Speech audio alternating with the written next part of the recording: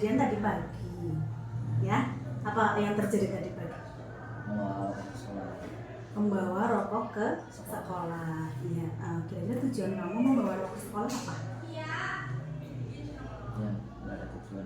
Nggak ada tujuan. Kamu tahu tidak membawa rokok itu hal yang diperbolehkan atau tidak diperbolehkan? Tidak diperbolehkan. Sudah ada di kesepakatan ya, ketika Pak Ahyati menyampaikan juga sudah disampaikan ya, bahwasanya anak sekolah tidak Boleh membawa rokok.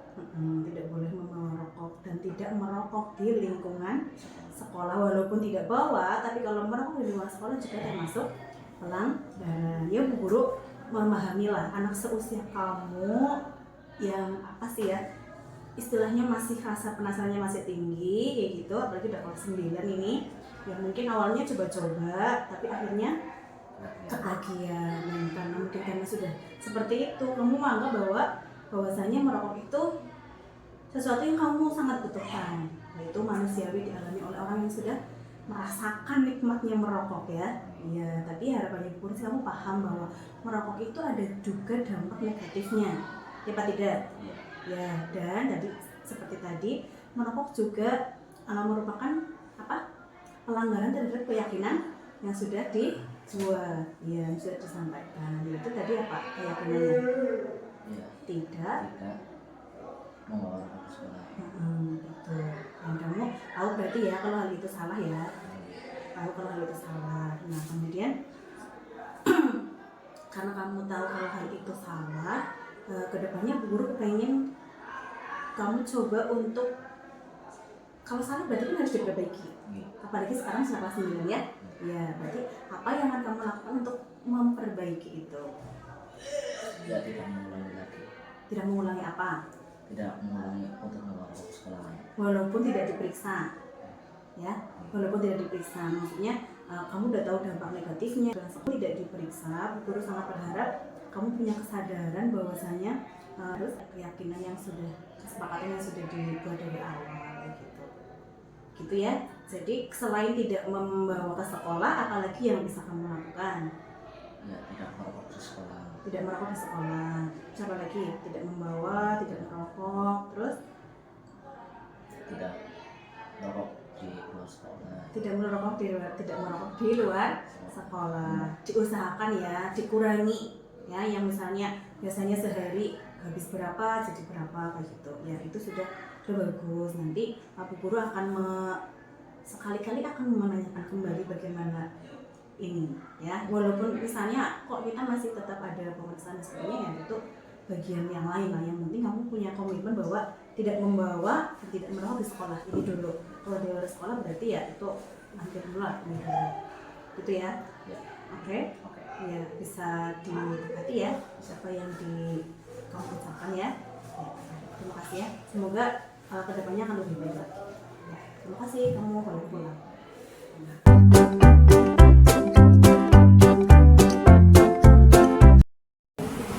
Assalamualaikum warahmatullahi wabarakatuh. Bismillahirrahmanirrahim.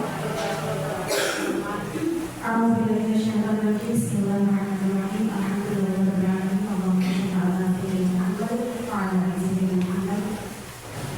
Kepada Ibu dan Delegasi selaku wakil guru yang saya hormati, teman-teman dan guru dan karyawan yang saya hormati, serta teman-teman CPC yang luar biasa.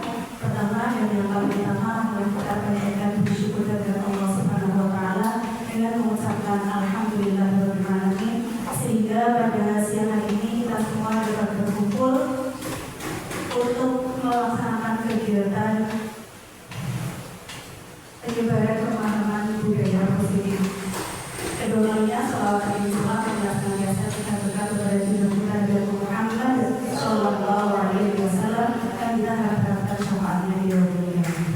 Hadirin yang berbahagia, sesudah acara pada siang hari ini, yang pertama pembukaan, yang kedua menyanyikan lagu Indonesia Raya, yang ketiga sambutan dari kepala sekolah atau yang mewakili, yang keempat inti kegiatan, kemudian yang terakhir penutup.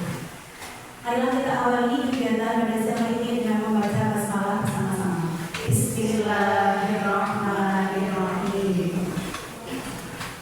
Semoga acara dapat berjalan lancar dan kita dapat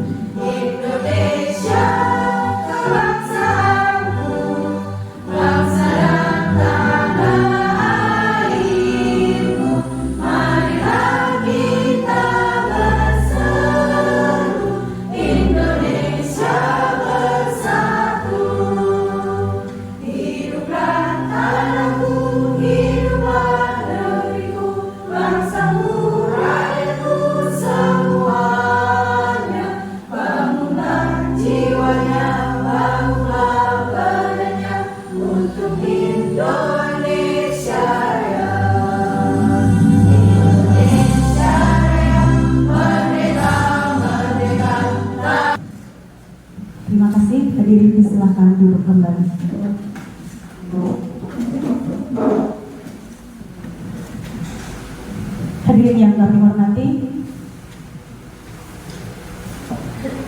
selanjutnya sambutan dari kepala sekolah yang mewakili. Kepada yang terhormat Ibu Tantri Winiarsi, kami persilahkan.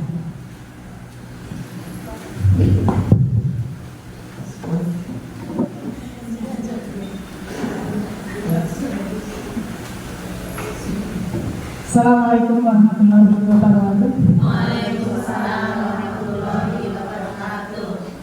Teman-teman CGP angkatan 11 yang saya hormati dan Bapak Ibu guru rekan sejawat yang kami hormati juga. Puji syukur pada Allah Subhanahu wa Ta'ala, Tuhan yang Maha Esa yang senantiasa memberikan rahmat dan hidayahnya pada kita semua, sehingga pada siang hari ini kita masih diberi kesempatan kesehatan untuk mengikuti kegiatan pemahaman dan penerapan budaya positif. Ini termasuk kegiatan aksi nyata dari modul 1.4 untuk pendidikan guru penggerak angkatan 11. Saya mewakili Ibu Kepala Sekolah, izinkan saya menyampaikan beberapa hal terkait dengan kegiatan ini. Bapak Ibu semuanya, kami mohon dukungan semua Bapak Ibu guru di SMA Negeri 1 Kemeranjen. Apapun tugas dari CGP, kami mohon semuanya untuk selalu mendukung, memotivasi teman-teman kita ini ya yang sedang berjuang mengikuti kegiatan pendidikan guru penggerak 6 bulan ke depan sampai bulan Desember itu nanti terakhir. Modulnya ada 10 modul, ini termasuk aksi nyata modul 1.4, nanti masih ada modul 2.1, 2.2, 2.3, 3.1, 3.2 dan 3.3. Masih ada 6 modul lagi. Setiap modul ini ada beberapa alurnya nih Bapak Ibu. Jadi nanti monggolah diteruskan bagi yang masih muda-muda untuk mengikuti jejak teman-teman kita ini, untuk selalu semangat mengikuti pendidikan guru penggerak, karena materi yang kita pelajari di sini itu betul-betul sangat bermanfaat untuk kemajuan SMP kita. Jadi tidak hanya untuk diri sendiri, tapi untuk sekolah kita ya.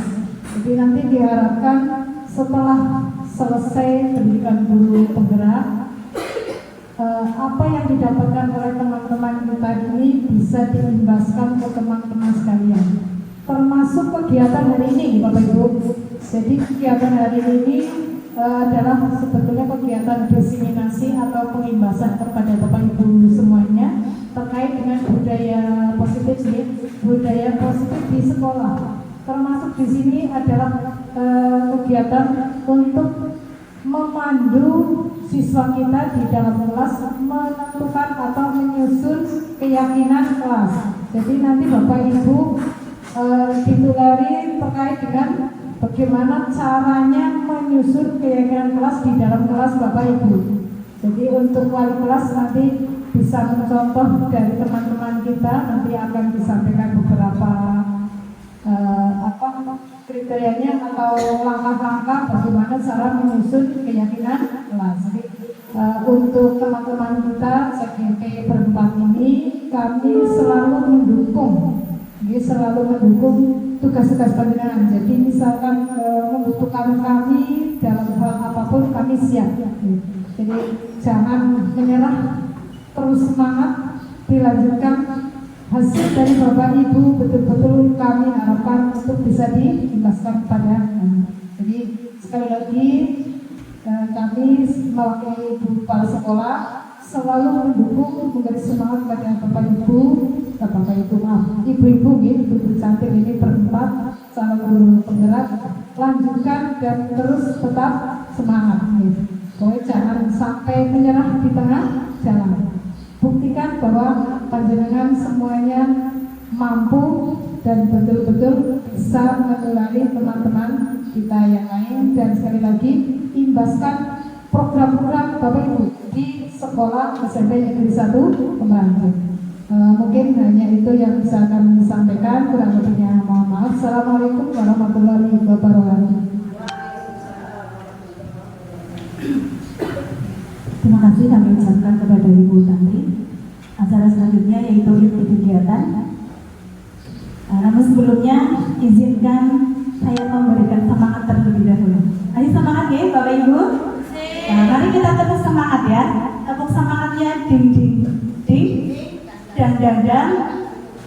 dung. Dang dang dang, ding ding ding, dung dung dung. Seperti ini Bapak Ibu. Tepuk semangat. Dang dang dang, ding ding ding, dung dung dung. Dang dang dang, ding ding ding, dung dung dung. Semangat. Yes. Dong ya. Dang dang dang, ding ding ding, dung dung dung. Semangat. Yes. Ya, tepuk semangat. Dang dang dang, ding ding ding, dung dung dung. Dang dang dang, ding ding ding, dung dung dung. Semangat. Yes. Oke, terima kasih. Tepuk tangan untuk kita semua. Bapak Ibu yang kami hormati, lanjut Mbak, next Mbak. Adapun tujuan dari kegiatan hari ini yaitu menyampaikan kepada warga sekolah tentang pemahaman dan penerapan konsep inti budaya positif dari modul 1.4 pendidikan guru penggerak di lingkungan sekolah. Lanjut. Ada 8 komponen inti budaya positif yang akan kami sampaikan. Di antaranya perubahan paradigma belajar, disiplin positif, nilai-nilai kebajikan, kebutuhan dasar manusia, motivasi perilaku manusia, posisi kontrol guru, keyakinan kelas, dan ketiga, restitusi.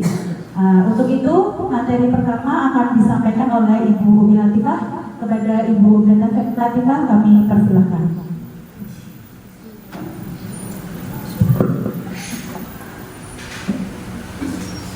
Assalamualaikum warahmatullahi wabarakatuh. Yang saya hormati Ibu Wakil Kepala Sekolah, yang saya hormati Bapak Ibu Guru SMP Negeri 1 Lumajang. Tidak lupa teman-teman calon guru anak-anak 11 yang berbahagia.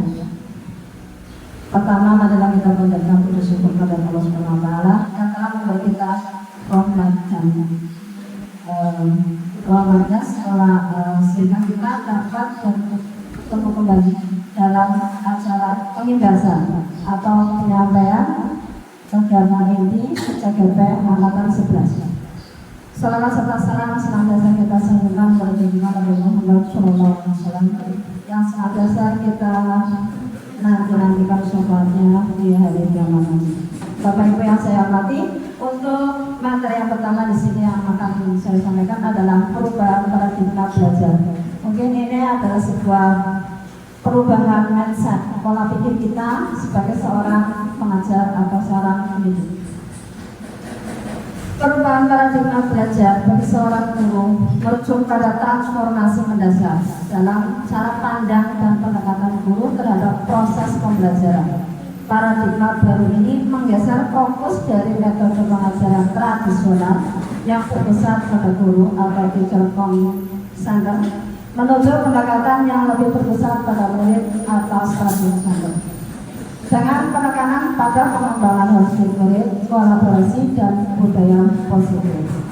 Mungkin banyak hal yang masih agak asing bagi kita. Intinya di sini adalah perubahan paradigma belajar itu adalah perubahan pola pikir kita tentang bagaimana cara kita belajar. Yang mungkin selama ini kita mengajar ke anak itu hanya menyampaikan materi, setelah itu kita memberi tugas dan berikutnya kita menagih tugas. Nah, sebenarnya kita mengajar itu tidak hanya berfokus pada kita menyampaikan materi. Banyak hal yang kita bisa tujuannya itu merubah minimal bukan karakter ya. Kalau karakter itu menurut saya sulit. Merubah sikap. Tapi itu merupakan sebuah tantangan bagi kita yang sangat berat. Nah, sekarang kita mencoba untuk merubah pola pikir atau paradigma tentang bagaimana kita mengajar. Pembelajaran dengan paradigma baru ini dirancang berdasarkan prinsip pembelajaran berdiferensiasi. Berdiferensiasi itu artinya dikelompokkan, di mana guru merancang berbagai aktivitas pembelajaran yang disesuaikan dengan kebutuhan dan minat masing-masing murid untuk memenuhi kebutuhan belajar mereka sehingga dapat mewujudkan profil belajar Pancasila. Saya yakin Bapak Ibu semuanya sudah paham dengan profil belajar Pancasila, itu sudah ketemu juga. Intinya di sini bahwa tujuan kita mengajar bagaimana kita membentuk anak, membentuk sikap anak itu minimal di dalamnya itu kita bisa mencapai tujuan ke arah profil belajar Pancasila, antaranya beriman, bertakwa kepada Tuhan Yang Maha Esa dan berakhlak mulia. Dan sekolah sudah berusaha, seperti contoh setiap sholat zuhur kita berusaha untuk selalu berjamaah. Terus yang kedua di sini adalah mandiri. Mandiri artinya bahwa kita mengharapkan anak didik kita untuk bisa mandiri dalam artian di samping kita mengerjakan tugas secara mandiri juga, terus menunjukkan jiwa mandirinya di lingkungan juga di sekolah kita, tidak terlalu bergantung kepada guru ataupun kepada teman atau bahkan bergantung kepada orang tua. Terus bernalar kritis. Ini memang untuk bernalar kritis berarti sesuai dengan perkembangan zaman. Kita tidak lepas dengan yang namanya HP, internet dan sebagainya. Bagaimana cara anak itu menciptakan bernalar kritis itu memang tugas kita. Yang berikutnya kreatif. Kreatif juga bahwa kita mengharapkan anak-anak kita itu bisa kreatif dengan hasil karya mereka sendiri. Contoh yang sederhana saat mereka diberikan tugas, bagaimana mereka itu bisa mengerjakan dengan sesuai dengan bakat mereka sehingga muncul daya kreativitas mereka, akhirnya bisa menghasilkan sesuatu hasil yang benar-benar itu adalah murni dari hasil anak. Memang benar tuntutan dari profil belajar Pancasila. Terus yang terakhir di sini ada bergotong royong. Terus yang selanjutnya berkebenekaan global. Tidak akan saya terangkan semuanya, masih terlalu panjang. Perubahan ini melibatkan beberapa elemen kunci. Yang pertama, mungkin selama ini kita mengajar itu dari pengajaran ke pembelajaran ya. Selama ini kita mengajar dengan istilah mengajar, tapi coba kita lupa menjadi membantu siswa belajar. Kalau mengajar itu berarti kita hanya memberi ilmu. Tapi kalau kita membantu siswa belajar, di samping kita memberi ilmu pengetahuan kita juga membantu proses mereka untuk menyelesaikan masalah. Yang kedua, pembelajaran aktif dan partisipatif. Ini menekankan pada pentingnya partisipasi aktif siswa dalam proses belajar, mungkin dengan cara kerja kelompok atau mungkin diskusi.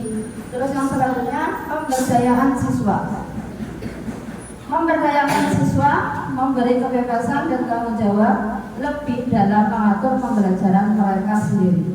Kita memberi ruang untuk anak untuk berkreasi dan berdiskusi serta berkolaborasi di antara mereka untuk menciptakan sesuatu hal hasil dari mereka sendiri. Itu dengan cara pemberdayaan siswa. Terus pembelajaran kontekstual. Tidak hanya teori-teori yang kita sampaikan, tapi kita melibatkan atau masuk ke dalam penerapan dunia nyata. Itu banyak sekali ilmu pengetahuan yang bisa digabungkan dalam konteks dunia nyata. Pengembangan karakter dan nilai. Nah ini menekankan pentingnya pengembangan karakter dan nilai-nilai normal. Intinya sebenarnya menurut saya bahwa kita sebagai guru itu ibarat seorang petani. Petani itu kan dari mulai memilih benih, terus membuat benih tadi sampai ke proses tanam dan sampai menghasilkan padi yang baik ataupun yang tidak baik, itu selalu kita dampingi dengan memberi pupuk yang cukup, memberi perairan yang cukup, dan merawat atau membuang rumput dan sebagainya. Seperti itu hanya kita mengajar ke anak. Jadi kita memfasilitasi anak, membimbing mereka dari mulai awal sampai menjelang mereka itu bisa mandiri keluar dari sekolah. Nah, ternyata mereka mudah-mudahan setelah keluar dari sini diharapkan bisa berjiwa mandiri dan mempunyai kompetensi yang lebih. Terus di sini sering miskonsepsi tentang teori kontrol. Yang pertama, ilusi guru mengontrol murid. Selama ini kita berpikiran bahwa guru itu mengontrol murid. Itu sebenarnya kurang betul. Karena yang mengontrol itu bukan hanya kita sebagai guru, tapi anak pun itu kadang berbalik mengontrol kita. Iya benar. Contohnya kalau kita mungkin contoh yang sederhana, kita menuntut anak itu untuk berseragam, atau mungkin yang sederhana kukunya tidak panjang, tapi ternyata anak pun itu mengontrol kita. Ternyata anak itu mengontrol itu ada guru yang kukunya panjang. Nah, berarti yang mengontrol itu bukan hanya guru. Gitu ya, pemahaman kita selama ini kan mungkin hanya guru yang mengontrol murid. Ternyata murid pun bisa mengontrol kita. Terus yang kedua, ilusi bahwa semua penguatan positif efektif dan bermanfaat itu juga ternyata kurang tepat. Karena tidak semuanya penguatan positif itu akan memberi manfaat kepada anak didik kita. Selanjutnya di sini ada ilusi bahwa kritik dan membuat rasa bersalah itu menguatkan karakter. Ternyata setelah kita amati, contoh yang biasa ada itu setelah anak membuat kesalahan, kita bawa ke PK, di PK di situ kita doktrin dengan kesalahan-kesalahan yang mereka perbuat dengan harapan akan kontrol saya.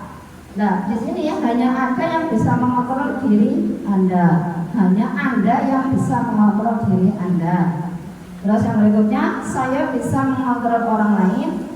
Nah, yang dalam teori kontrol di sini Anda tidak bisa mengontrol orang lain. Berikutnya, pemaksaan ada pada saat rujukan gagal. Pada teori kontrolnya di sini adalah kolaborasi dan konsensus menciptakan pilihan-pilihan baru. Yang terakhir, model berpikir menang atau kalah terubah dengan teori kontrolnya model berpikir menang-menang. Mungkin itu untuk perubahan paradigma belajar atau istilahnya mindset kita dalam mengajar. Semoga mungkin di sini ada sedikit manfaat. Demikian materi yang saya sampaikan. Jika banyak kekurangan, kami mohon maaf. Assalamualaikum warahmatullahi wabarakatuh. Mari kita tepuk salut dulu buat ibu dulu, bapak-bapak. Begini tepuk salutnya, tepuk salut. Jempol kanan, prok prok prok, jempol kiri, prok prok prok, digoyang-goyang, prok prok prok, digoyang-goyang, prok prok prok, salut. Ya, tepuk salut. Jempol kanan, jempol kiri, goyang-goyang, digoyang-goyang, salut. Ya, Bapak Ibu yang mempunyai pertanyaan, silakan disimpan terlebih dahulu.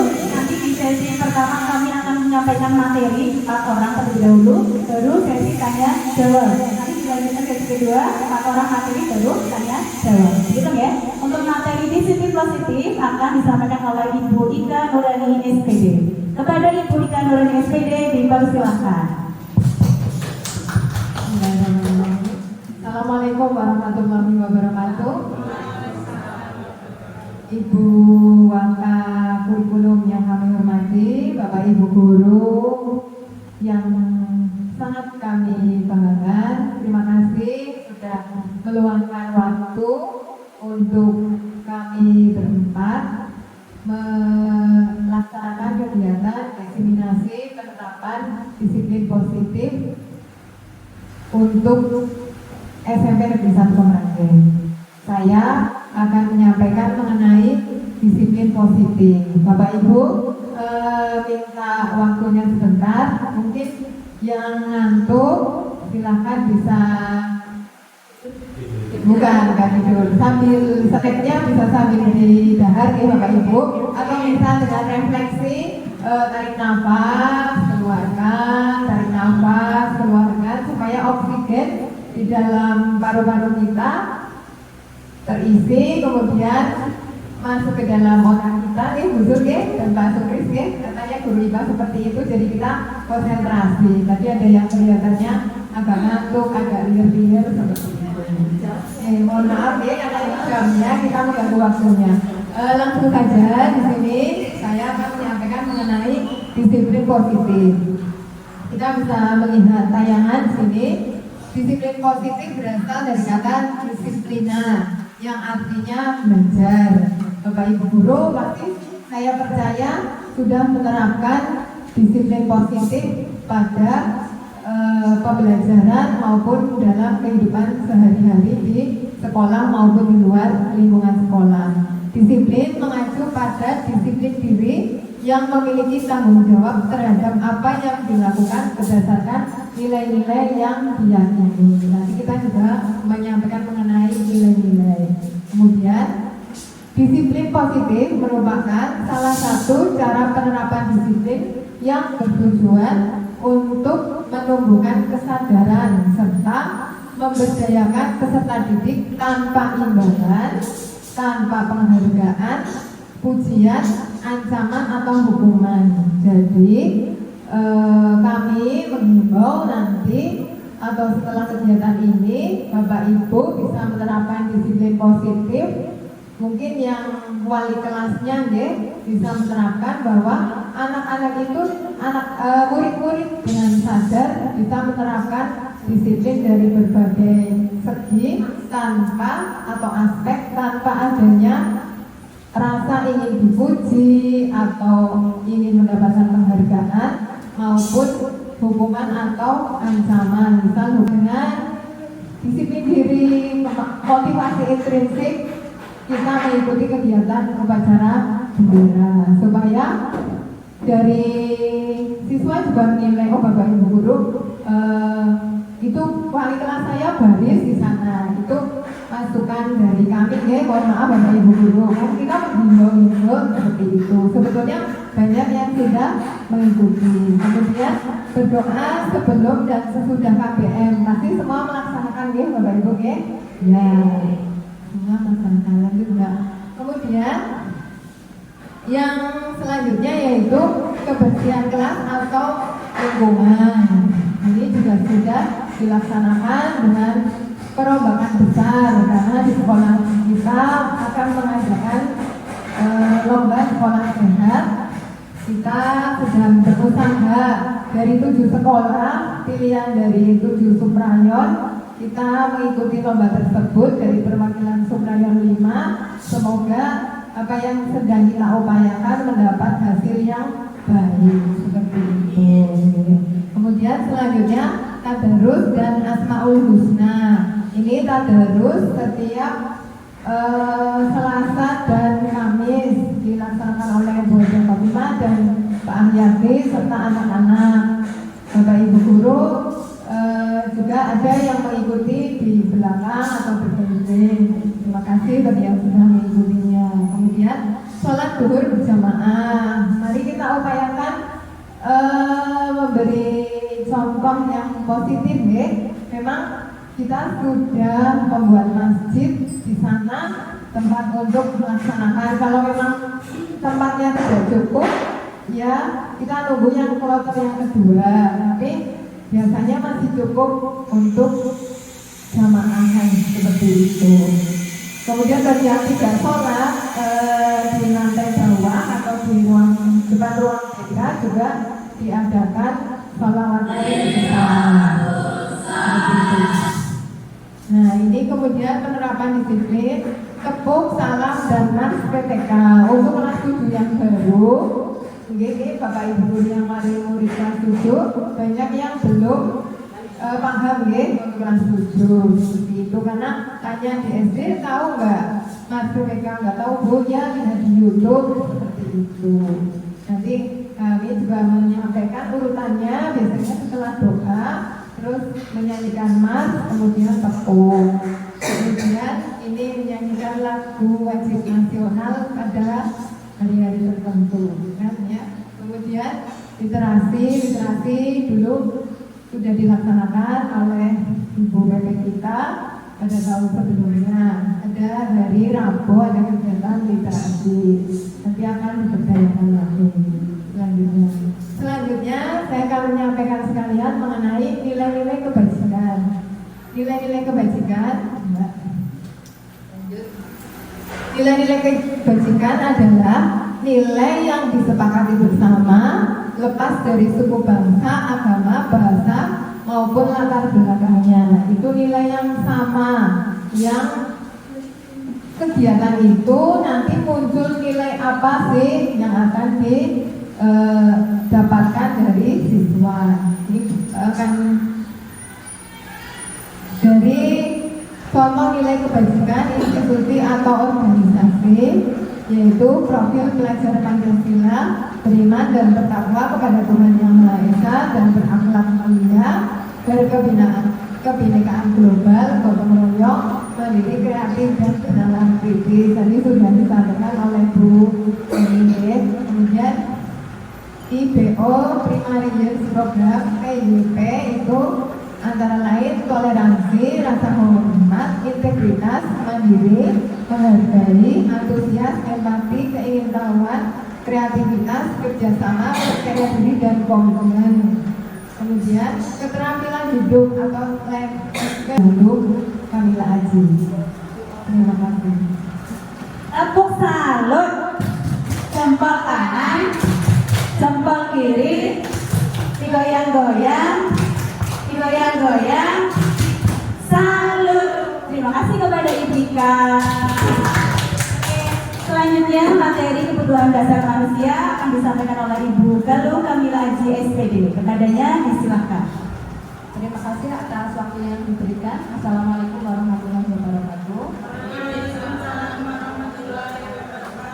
Yang kami hormati Ibu Wakil Kurikulum Ibu Tantri, Bapak Ibu Guru yang kami hormati, dan teman-teman yang saya sayangi.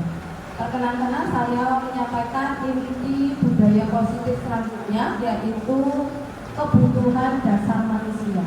Kebutuhan dasar manusia itu jumlahnya ada 5. Sebagai manusia, segala sesuatu yang kita lakukan untuk mendapatkan apa yang kita inginkan itu sebagai bentuk atau sebagai wujud kita memenuhi kebutuhan dasar kita sebagai manusia. Ada 5 kebutuhan dasar manusia. Yang pertama adalah bertahan hidup. Kebutuhan kita sebagai manusia adalah bertahan hidup. Indikatornya secara fisiologi itu ada 4. Yang pertama sandang, papan, pangan, dan kesehatan. Nah, kemudian secara biologis ini beranak reproduksi, dan secara fisiologis ini rasa aman. Jadi murid ketika dia terpenuhi kebutuhan bertahan hidupnya itu sudah memenuhi indikator yang tadi saya sebutkan. Yang kedua adalah kebutuhan kasih sayang dan rasa diterima. Oh, ternyata murid itu butuh kasih sayang dan rasa diterima. Indikatornya anak itu disukai, diterima oleh lingkungannya, baik lingkungan sekolah, lingkungan kelasnya, lingkungan keluarga maupun lingkungan sekitar di rumahnya.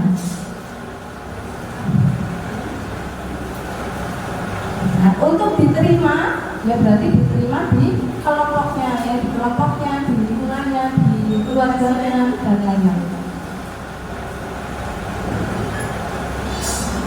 Selanjutnya penguasaan. Nah, ini kebutuhan pengakuan atas kemampuannya. Nah, murid ini juga butuh penguasaan, kebutuhan pengakuan atas kemampuan yang dimiliki siswa.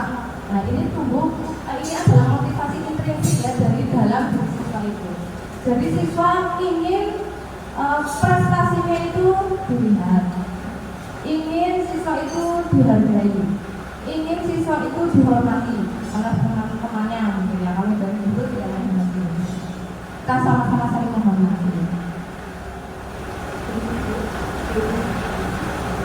Nah, indikatornya si anak ini biasanya ingin menjadi pemimpin, ingin menjadi lebih dari teman-temannya, prestasinya ingin menonjol, ya.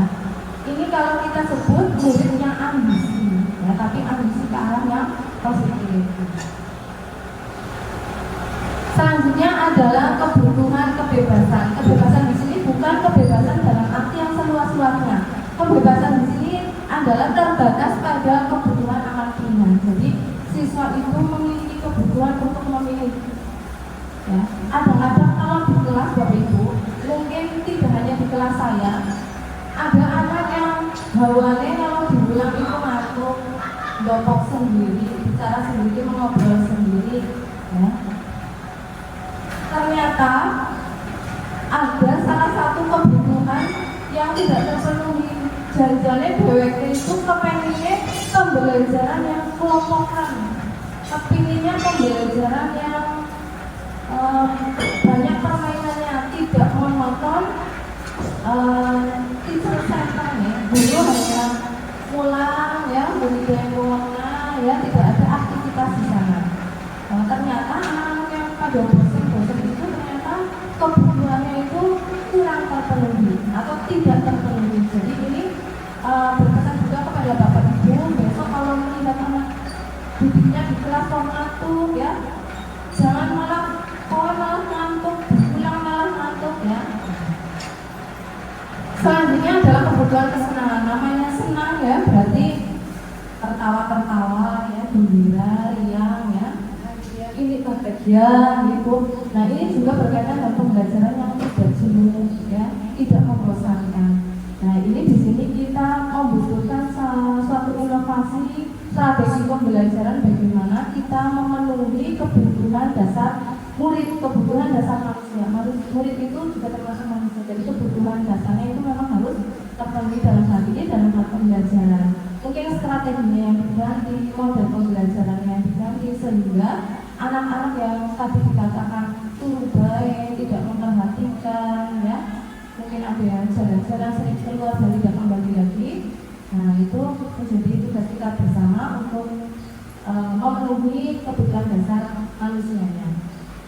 Kenapa dalam inti budaya positif ini ada 5 kebutuhan dasar? Kaitannya apa?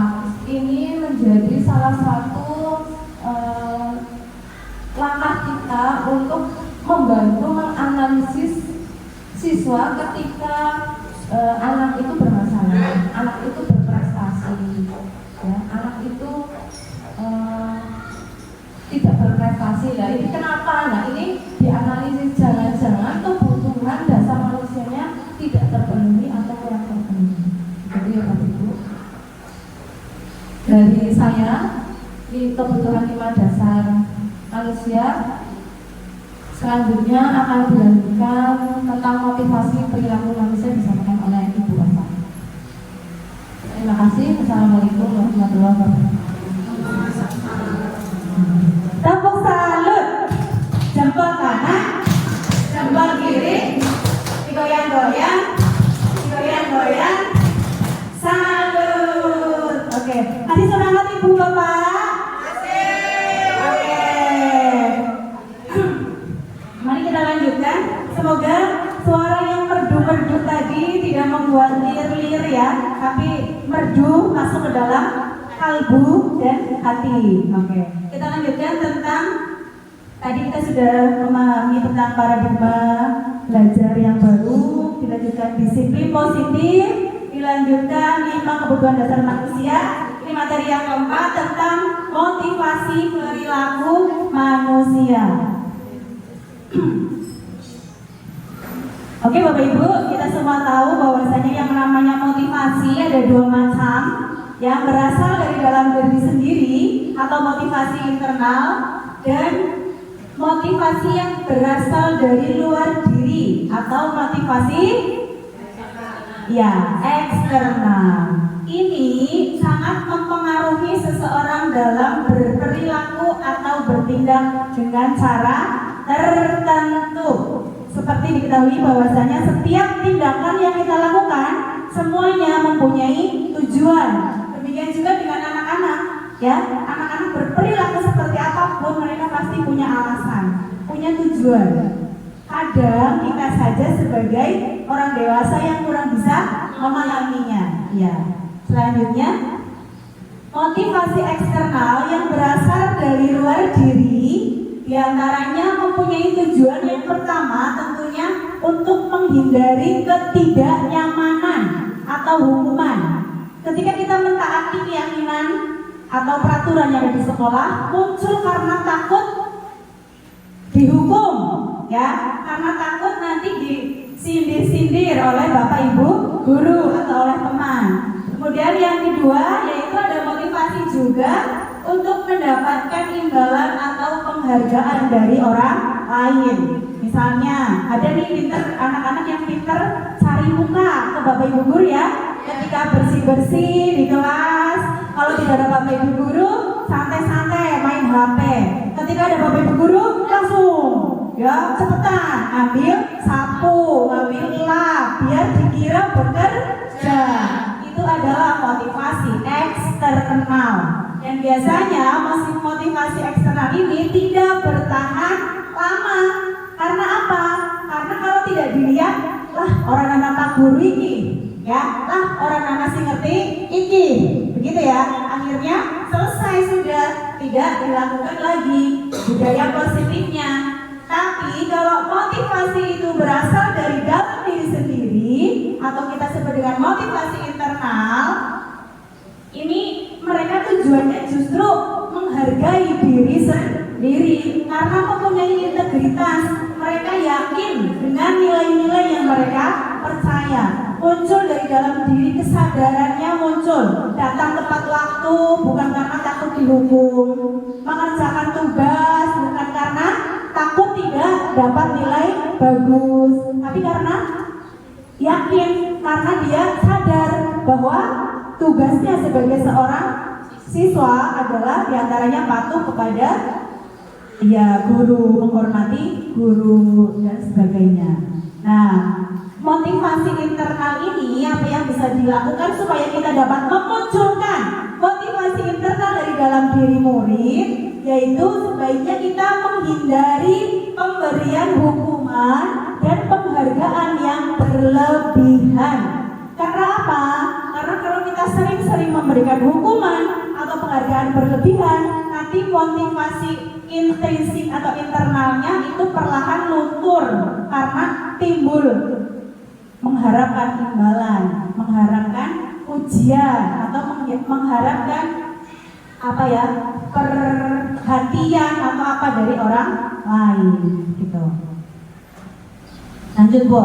Nah, untuk motivasi eksternal ini yang menghindari ketidaknyamanan atau hukuman, biasanya ciri-cirinya orang yang memiliki motivasi eksternal seperti ini itu adalah punya pemikiran atau dia itu akan bertanya-tanya apa yang akan terjadi ya jika aku tidak melakukannya. Karena itu sebenarnya mereka sedang mencari tahu bagaimana cara menghindari permasalahan yang mungkin muncul. Ya, dia kira-kira bertanya orang, ayat dia kok jadi kepriwe. Nah, begitu. Jadi seperti itu. Kemudian yang kedua, untuk motivasi eksternal yang ingin mendapatkan imbalan, ini ciri-cirinya atau indikatornya, ini anak akan bertanya, apa yang akan saya dapatkan jika saya melakukan hal tersebut? Karena mereka bertujuan untuk mendapatkan pujian dan hadiah atau imbalan. Nah, sebagai seorang guru, kita harus bisa memunculkan motivasi internal yang muncul dari dalam diri setiap murid kita. Artinya mereka punya kesadaran yang benar-benar tumbuh dari dirinya. Ini PR banget buat kita ya Bapak Ibu, karena selama ini kita masih menggunakan hukuman dan konsekuensi. Seperti tertera di sini ada 3 hal Bapak Ibu yang perlu kita perhatikan, bahwasanya hukuman, konsekuensi dan restitusi adalah hal yang berbeda. Yang selama ini kita lakukan biasanya memberikan konsekuensi. Kalau hukuman, saya yakin Bapak Ibu guru sudah tidak menggunakan itu, tapi kita seringnya sudah menerapkan konsekuensi karena sebelumnya kita sudah membuat seperti perjanjian gitu ya. Misalnya ketika jam mata pelajaran IPA, kalau ada yang terlambat ini mau bagaimana nanti teman-teman, di awal biasanya kita sudah membuat kesepakatan ya Pak ya Bapak Ibu. Nah itu kita alhamdulillah kalau hukuman sudah tidak kita laksanakan, tapi kalau konsekuensi ini masih kita laksanakan. Tapi sebenarnya ada cara yang lebih efektif, yaitu apa? Restitusi. Kalau di konsekuensi ini adalah terencana, disepakati kedua belah pihak. Tapi kalau di restitusi ini kita itu tidak menghakimi, ya, kita tidak menghakimi murid, tapi kita menciptakan kondisi bagi murid supaya dia itu menyadari kesalahannya dan memperbaiki kesalahannya tanpa membuat dia down, ya, malu, tanpa membuat dia merasa bersalah berlebihan. Kita memaklumi dia melakukan kesalahan karena setiap orang bisa melakukan kesalahan, tapi kita juga menggali bagaimana dia bisa memperbaiki kesalahannya, bukan dari kita tapi dari dirinya sendiri. Itu restitusi, dan proses ini bersifat kolaboratif. Jadi ada dialog Bapak Ibu antara guru dan murid, ya. Kita dan murid yang melakukan kesalahan, kita tidak langsung marah-marah, kita tidak langsung memberikan hukuman, tapi kita mencari tahu dulu alasannya apa, kemudian mungkin apa yang bisa dilakukan oleh dia. Kita langsung saja ya. Sebenarnya tadi mau dibuat 2 sesi, 4 materi disampaikan, terus ada diskusi, 4 lagi diskusi lagi. Tapi karena ini tadi waktunya memang ada telat dan ternyata berlangsung lumayan lama, maka kita lanjutkan aja materi yang ke-5, yaitu di sini terkait dengan posisi kontrol guru. Ternyata kita sebagai guru itu selama ini tanpa kita sadari itu kita mempunyai posisi tertentu terkait dengan menyelesaikan masalah, menghadapi anak. Nah, kita terletak pada posisi yang mana? Kita pelajari satu persatu. Yang pertama sebagai penghukum, yang kedua di sini guru sebagai pembuat merasa bersalah, yang ketiga guru sebagai tenang, yang keempat guru sebagai pemantau, dan yang kelima sebagai manajer. Nanti kita koreksi ke diri kita masing-masing. Selama ini kita memperhatikan anak, kita pada posisi yang bagaimana? Mungkin ini ada video contoh yang berkaitan dengan kontrol posisi guru.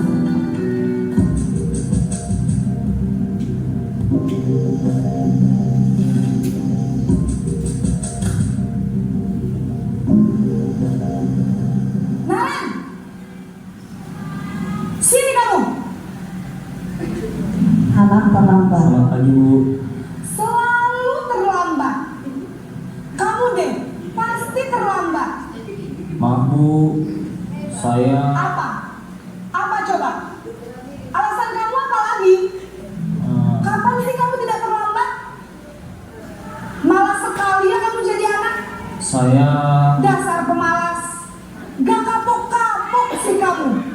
Sudah berapa kali terlambat? Sana, kamu keliling lapangan basket 2 kali. kenapa saya harus keliling lapangan basket Bu? Kenapa? Kamu melawan ibu. Berani-beraninya jawab. Sudah terlambat, masih berani jawab pula. Sekarang, keliling lapangan basket 5 kali sekalian. Biar kapok. Cepat. Pergi sana ke lapangan basket. Sekarang posisi yang kedua.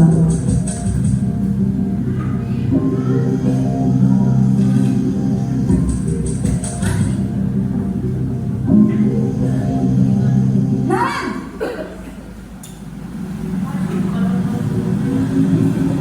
Selamat pagi Bu.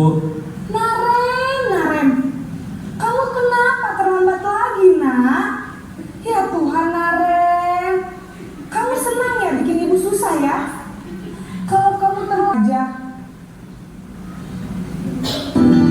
Yang keempat pada posisi pemantau atau monitor.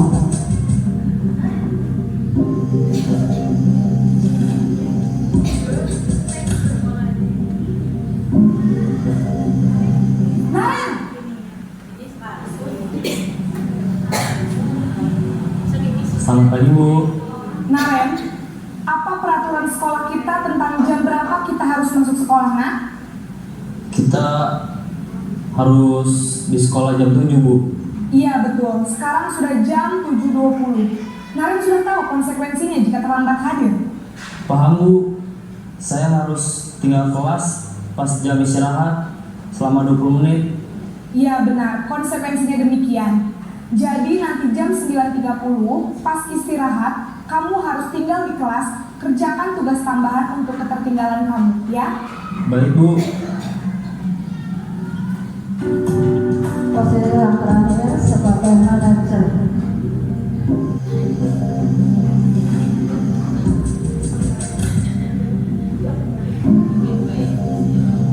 Naren!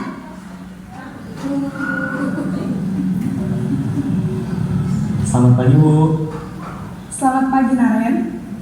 Maaf Bu, saya terlambat. Iya, sekolah masuknya jam 7, sekarang sudah jam 7.20. Jadi sekarang bagaimana ini Naren? Maaf Bu, saya lupa setel alarm saya semalam. Baiklah, menurut kamu, keyakinan sekolah yang mana yang perlu kamu tingkatkan? Menghargai diri sendiri dan orang lain mungkin ya Bu. Setuju. Jadi, apakah Naren meyakini prinsip saling menghormati tersebut? Iya Bu, saya meyakininya. Apakah Naren bersedia memperbaiki masalah keterlambatan ini? Bersedia Bu. Bagaimana kamu akan perbaiki masalah keterlambatan ini? Merasa bersalah. Di sini guru sebagai penghukum. Posisi penghukum itu sifatnya adalah menghadir, menunjuk-nunjuk, berkocak pinggang, menyindir, membentak, hukuman verbal atau fisik. Dampak dari posisi hukum di sini adalah posisi penghukum. Murid menjadi pendendam. Setelah kita marah habis-habisan, anak ternyata menjadi pendendam. Itu loh buku yang kalah. Biasanya seperti itu. Terus yang berikutnya, tidak menyukai guru atau mata pelajaran yang diampu. Itu kenyataan memang.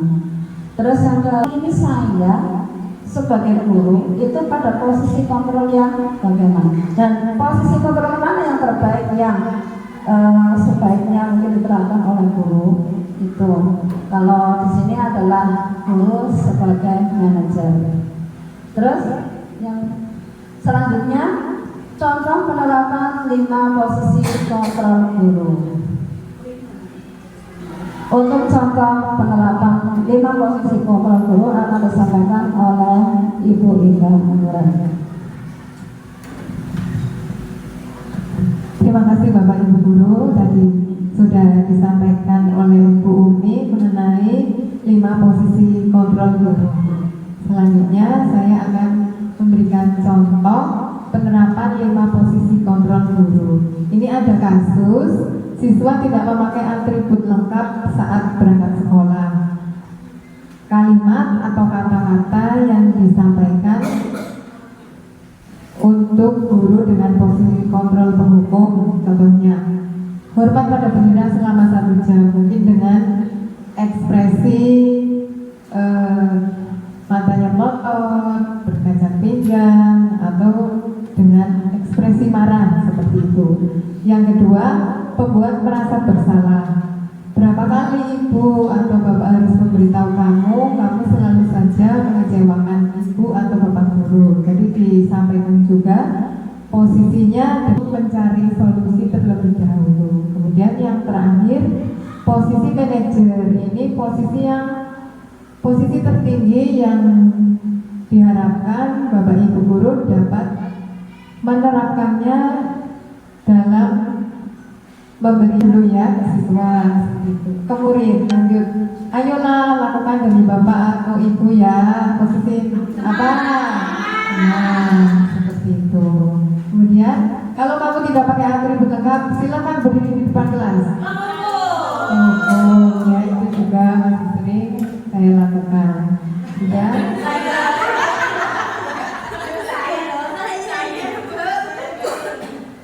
Ya ini 5 posisi kontrol, tulisannya terlalu kecil. Pada intinya penghukum, pembuat merasa bersalah, teman, pemantau, dan manajer itu biasanya kita lakukan. Tapi untuk setelah mengikuti diseminasi dari CGP kami harapkan 5 posisi kontrol ini dilakukan terutama bagi yang manajer. Begitu ya Bapak Ibu? Terima kasih. Selanjutnya keyakinan kelas oleh Bu Darawati Kosasih SPD. Masih semangat Bapak Ibu? Mohon maaf waktu sudah menunjukkan 3:30, tapi kita masih ada 2 materi ya. Ada yang keyakinan kelas dan yang terakhir nanti segitiga restitusi. Next. Mengapa keyakinan kelas Bapak Ibu, bukan peraturan kelas? Ada yang bersedia menjawab? Ya, silakan. Dibuat bersama. Oke, ada lagi? Yang lain? Mengapa bukan peraturan? Menurut Mbak Ami, kalau keyakinan dibuatnya bersama-sama. Kalau peraturan dibuat oleh guru, ya siswa hanya mentaati. Tapi kalau keyakinan betul sekali. Tepuk tangan. Jempol kanan, jempol kiri, digoyang-goyang, digoyang-goyang. Salut. Oke, next. Oh, ada lagi? Ya, silakan, Bubur. Ya, kalau keyakinan kelas serasa lebih menyenangkan dan menyenangkan gitu daripada peraturan kelas. Oke, keyakinan kelas terasa lebih menyenangkan. Jempol 2. Oke, terima kasih, betul sekali. Mari kita lihat bersama-sama kenapa yang dipakai istilahnya itu adalah keyakinan, bukan lagi peraturan. Yang pertama, kalau peraturan itu bersifat eksternal, ya, seringkali untuk memaksa, ya, fokusnya lebih kepada boleh dan tidak boleh, dan ada konsekuensi jika melanggar. Pasti ini tidak menyenangkan seperti kata Bu Pur tadi, malah seringkali tertantang untuk melanggar. Ya Pak, ya Bapak Ibu. Ya, tapi kalau keyakinan ini kesepakatan bersama berasal dari dalam diri setiap anggota kelas, lebih seperti nilai-nilai dan prinsip yang dianut bersama, yang diharapkan menjadi motivasi intrinsik menumbuhkan kesadaran untuk melaksanakan hal tersebut. Terus yang selanjutnya, kenapa bukan peraturan? Ya. Nah, kalau peraturan itu bersifat kaku dan membatasi kreativitas dan inisiatif murid. Kemudian kalau keyakinan lebih fleksibel dan lebih inspiratif. Keyakinan ini memberikan ruang kepada murid untuk berpikir kritis dan mengambil keputusan berdasarkan nilai yang disepakati. Selanjutnya, kalau peraturan hanya bertujuan mencegah pelanggaran, sedangkan keyakinan bertujuan membentuk karakter positif. Di antara Bapak Ibu yang ada di sini, siapakah yang sudah membuat keyakinan kelas supaya anak tidak lupa? Dan ketika saya masuk ke kelas, saya akan berusaha mengingatkan kembali tentang 5 hal itu. Kayak gitu. Ya, begitu tentang keyakinan kelas. Ya, sekali lagi pertanyaan-pertanyaan yang ada silakan disimpan dulu. Kita akan melanjutkan materi terakhir, segitiga restitusi yang disampaikan oleh Ibu Galuh Kamila Aji SPD. Kepada Ibu Galuh dipersilahkan. Ya, terima kasih. Masih semangat nih. Tadi Bubur menyampaikan jangan sampai waktu lewat pulang. Mohon maaf Bu. Tinggal 1 materi lagi, ini kaitannya dengan segitiga restitusi atau dengan restitusi, tapi ini yang segitiga restitusi. Ini kembalikan kepada moderator. Tepuk salut. Jempol kanan, jempol kiri, digoyang-goyang, digoyang-goyang. Salut. Ya, terima kasih. Saya terakhir Bapak Ibu tanya jawab. Silahkan yang mau bertanya. Dari awal sampai akhir tentunya banyak, mungkin ada sesuatu yang masih mengganjal di benak Bapak Ibu. Ada kesempatan 5 menit untuk sesi tanya jawab kita. Silahkan. Ya, silakan Pak Sutris. Tepuk tangan. Ya, disimak bos. Ya, isi waktu ya, juga nggak ada yang tanya. Ya, terima kasih. Saya ingin menanyakan tentang kaitannya misalnya disiplin positif yang berada di lingkungan sekitar. Sebagai contoh, misalkan anak upacara tidak membawa topi atau atributnya tidak lengkap, lalu kita suruh mereka berdiri di depan. Ya, ini saya menanyakan bagaimana pendapat ibu-ibu ibu-ibu sekalian ini kaitannya dengan hal tersebut. Apakah ini sudah tepat atau belum atau bagaimana? Terima kasih.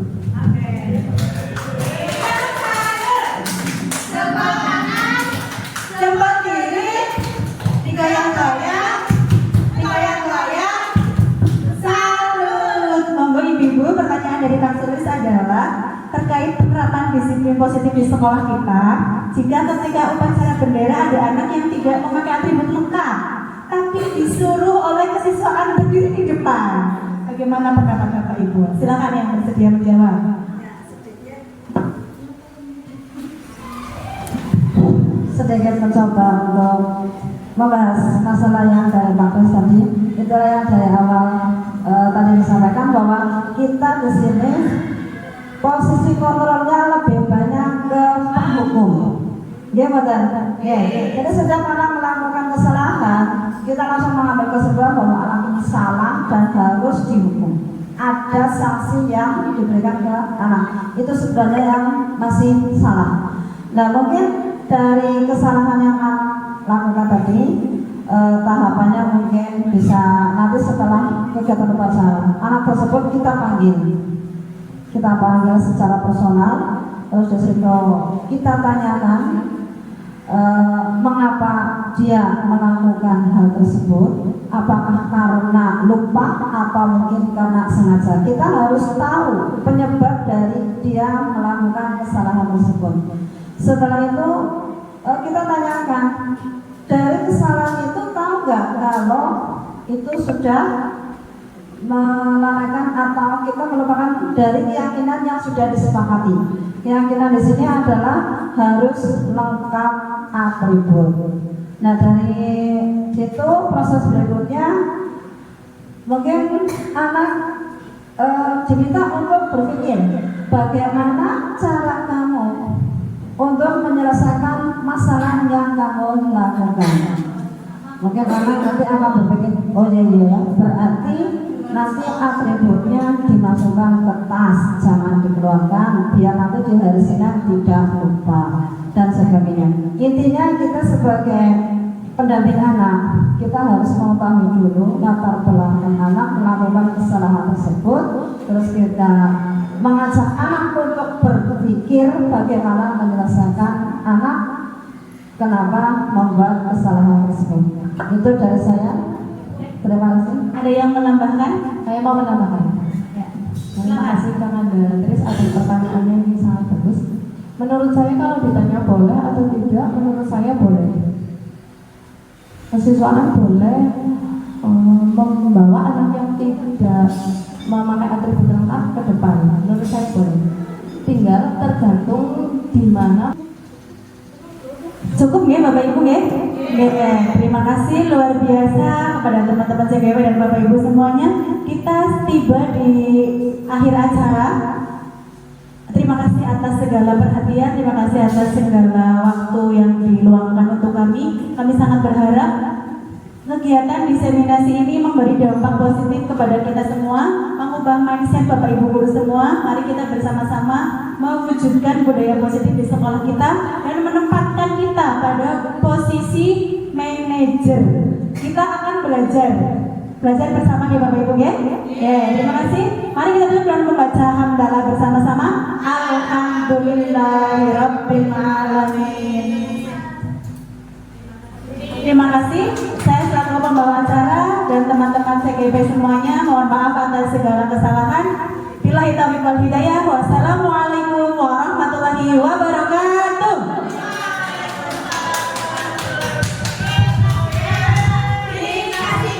Kasih.